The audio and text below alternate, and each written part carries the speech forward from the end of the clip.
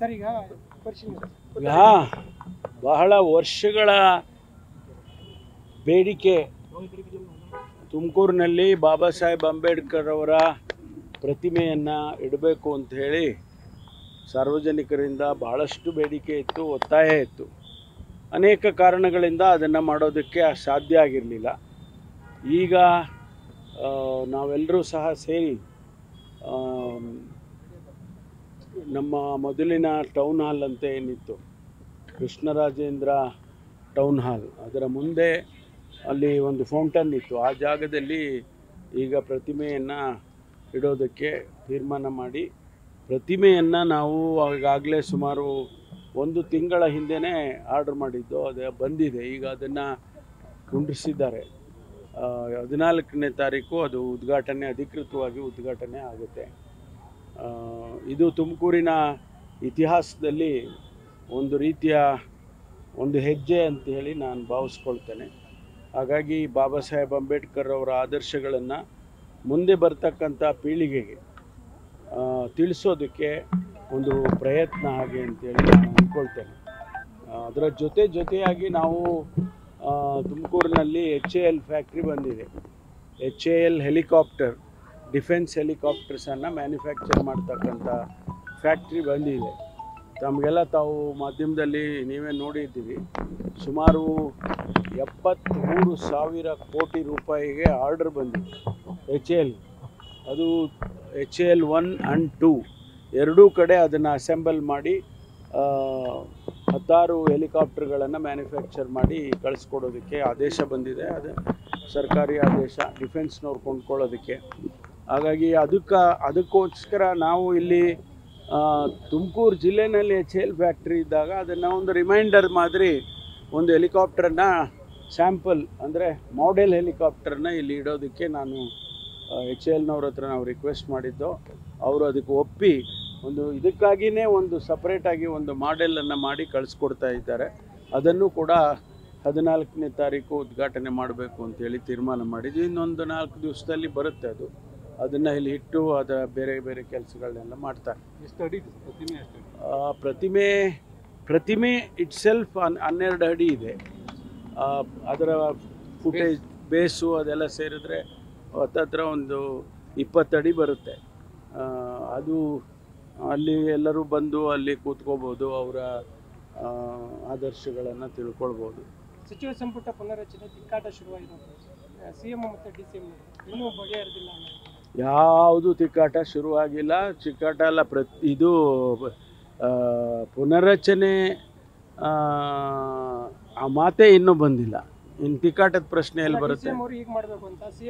ಯಾರು ನಿಮ್ಗೆ ಹೇಳಿದ್ರಾ? ಅಲ್ಲ, ನಿಮ್ಗೆ ಹೇಳಿದ್ರಾ? ಯಾವುದೂ ಇಲ್ಲ. ಹೈಕಮಾಂಡ್ನವ್ರು ಇದ್ದಾರೆ, ಅವ್ರು ನೋಡ್ಕೊಳ್ತಾರೆ. ಸರ್, ರಾಜೇಂದ್ರ ಅವರು ಸುಪಾರಿ ಆಡಿಯೋ ರಿಲೀಸ್ ಆಗಿದೆ. ನನಗೆ ಗೊತ್ತಿಲ್ಲ. ನಾನು ರಾಜೇಂದ್ರ ಅವ್ರ ವಿಚಾರದಲ್ಲಾಗಲಿ ರಾಜಣ್ಣ ಅವ್ರ ವಿಚಾರದಲ್ಲಾಗಲಿ ಯಾವುದೂ ಪ್ರತಿಕ್ರಿಯೆ ಮಾಡೋದಿಲ್ಲ. ಯಾಕೆಂದರೆ ಅದು ಇನ್ವೆಸ್ಟಿಗೇಷನಲ್ಲಿದೆ. ಇನ್ವೆಸ್ಟಿಗೇಷನಲ್ಲಿದ್ದಾಗ ನಾನು ಯಾವುದೇ ಪ್ರತಿಕ್ರಿಯೆ ಮಾಡೋದಕ್ಕೆ ಹೋಗೋದಿಲ್ಲ. ಎಲ್ಲ ಆಗಿದೆ, ಟೀಮ್ ಎಲ್ಲ ಆಗಿದೆ. ಇಲ್ಲ, ಇಲ್ಲಿಂದ ಸ್ಥಳೀಯವಾಗಿ ಟೀಮ್ ಸೆಟಪ್ ಮಾಡಿದ್ದಾರೆ. ಅದು ಆದಮೇಲೆ ಅವರು ಏನು ವರದಿ ಕೊಡ್ತಾರೆ, ಅದಾದಮೇಲೆ ಅಗತ್ಯ ಬಿದ್ದರೆ ಮುಂದೆ CIDನೋ SITನೋ ತೀರ್ಮಾನ ಮಾಡ್ತಾರೆ. ಅಲ್ಲ, ಈಗಾಗಲೇ ಒಂದು ಟೀಮ್ ಸೆಟಪ್ ಮಾಡಿದ್ದಾರೆ. ಆ ಟೀಮ್ ಬಂದು ಅವರು ತನಿಖೆ ಮಾಡ್ಕೊಂಡು ಹೋಗ್ತಾರೆ. ಈಗ ಆಡಿಯೋ ವೈರಲ್ ಆಗಿದೆ ಸರ್, ಸುಪಾರಿ ಕೊಟ್ಟಿರುವಂಥದ್ದು ಆಡಿಯೋ ಅದೆಲ್ಲ ಅವ್ರು ಗಮನಿಸ್ತಾರೆ. ತಮ್ಮ ಗಮನಕ್ಕೆ ಅಲ್ಲಲ್ಲ, ಅವ್ರು ಗಮನಿಸ್ತಾರೆ. ನನ್ನ ಗಮನಕ್ಕೆ ಬಂದರೆ ಪ್ರಯೋಜನ ಆಗೋದಿಲ್ಲ. ಅವ್ರ ಗಮನಕ್ಕೆ ಬರಬೇಕಲ್ಲ. ಇನ್ವೆಸ್ಟಿಗೇಷನ್ ಮಾಡೋವ್ರ ಗಮನಕ್ಕೆ ಬರಬೇಕು. ಅವರು ಅದನ್ನು ನೋಡಿ ಅವ್ರು ಏನು ತೀರ್ಮಾನ ಮಾಡಬೇಕು ಮಾಡ್ತಾರೆ. ಒರಿಜಿನಾಲಿಟಿ, ಆಮೇಲೆ ಬೇರೆ ಬೇರೆ ಅವ್ರದ್ದೇನು ಪ್ಯಾರಾಮೀಟರ್ಸ್ ಇರ್ತವೆ ಅದೆಲ್ಲ ಮಾಡ್ತಾರೆ. ಸ್ಟೇಟಸ್ ಏನಿದೆ? ನಾನೇನು ಹೇಳೋದಿಲ್ಲ, ನಾನೇನು ಹೇಳಕ್ಕೆ ಹೋಗಲ್ಲ. ಅವರು ಅನೌನ್ಸ್ ಮಾಡಿದ್ದಾರೆ ಅನ್ಸುತ್ತೆ, ಇನ್ನೂ ಮಾಡಿಲ್ವಾ? ಮಾಡ್ತಾರೆ. ಅನೌನ್ಸ್ ಮಾಡಿದ್ಮೇಲೆ ನಿಮಗೆ ಗೊತ್ತಾಗುತ್ತೆ. ಗೊಂದಲ ನೋಡಿ, ಅನೌನ್ಸ್ ಮಾಡೋ ತನಕ ಗೊಂದಲ. ಅನೌನ್ಸ್ ಆದಮೇಲೆ ಇವತ್ತು ನಾಳೆಗೆ ಆಗುತ್ತೆ. ಆಗಿರಬೇಕು ಅಂತ ಅಂದ್ಕೊಂಡಿದ್ದೀನಿ. ಇಲ್ಲಾಂದರೆ ಇವತ್ತು ಯಾವುದು ಮಾಹಿತಿ ಇಲ್ಲ. ಮೋದಿ ಹೆಸರಲ್ಲಿ BJP ಈದ್ ಕಿಟ್ ಕೊಡ್ತಾ ಇದೆ, ಕಾಂಗ್ರೆಸ್ ಕೊಟ್ಟರೆ ತುಷ್ಟೀಕರಣ ಅಂತ. ನೋಡಿ, ನಾನು ಇದರ ಬಗ್ಗೆ ಪ್ರತಿಕ್ರಿಯೆ ಮಾಡಿದರೆ ಈ ಸಂದರ್ಭದಲ್ಲಿ ಸರಿ ಕಾಣೋದಿಲ್ಲ. ಬೇರೆ ಇವತ್ತು ಮುಗೀಲಿ, ಹಬ್ಬ ಮುಗೀಲಿ, ಆನಂತರ ಹಾಲಿನ ದರ 8 ತಿಂಗಳಿಗೆ ಒಂದ್ಸಲ ರಿವೈಸ್ ಮಾಡಿದ್ರು ರೈತರಿಗೆ. ನೋಡಿ, ಒಂದು ಕಡೆ ರೈತರಿಗೆ ಅವರು ಉತ್ಪತ್ತಿ ಮಾಡೋರು, ಹಾಲನ್ನು ಉತ್ಪತ್ತಿ ಮಾಡೋರು ಯಾರು? ಹಸು ತೊಗೊಂಡೋಗಿ, ಎಮ್ಮೆ ತೊಗೊಂಡೋಗಿ ಅವರಿಗೆ ಹುಲ್ಲಾಕಿ ಅದನ್ನು ಚೆನ್ನಾಗಿ ಬೆಳೆಸಿ ಅದರಿಂದ ಹಾಲನ್ನು ತೊಗೊಂಬಂದು ಹಾಲನ್ನು ಡೈರಿಗೆ ಹಾಕಿ ಅದ್ರ ಪ್ರೊಸೆಸ್ ಆಗಿ ಈ ಇಡೀ ಪ್ರೊಸೆಸ್ಸಿನ ಕಾಸ್ಟು ಒಂದು ಭಾಗ, ನಾವು ತೆಗೆದುಕೊಂಡು ನಾವು ಕುಡಿಯೋರು ಒಂದು ಭಾಗ, ನಾವು ಸಾರ್ವಜನಿಕರು ಈ ಖರ್ಚಾಗುವಂಥ ವೆಚ್ಚವನ್ನಾದರೂ ಕೂಡ ಕೊಡಬೇಕಲ್ಲ.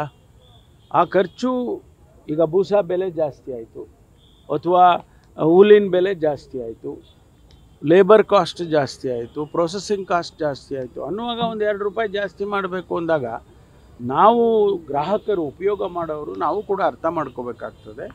ಆದ್ದರಿಂದ ಜಾಸ್ತಿ ಮಾಡಿರೋದು. ರೈತರು ಹೇಳ್ತಾ ಇದ್ದಾರೆ ಸ್ಟಾರ್ಟಿಂಗಲ್ಲಿ ಸರ್, ಮೊದಲ ನಿಮ್ಮ ಸರ್ಕಾರ ಬಂದಂಥ ಆರಂಭದಲ್ಲಿ ಕೂಡ ಜಾಸ್ತಿ ಮಾಡಿದಾಗ ರೈತರಿಗೆ ಕೊಡ್ತೀವಿ ಅಂತ ಹೇಳಿದ್ವಿ. ಆದರೆ ರೈತರಿಗೆ ಕೂಡ ಆ ಪಾಲು ತಲುಪಿಲ್ಲ. ರೈತರಿಗೆ ಹೋಗ್ಬೇಕಲ್ರಿ.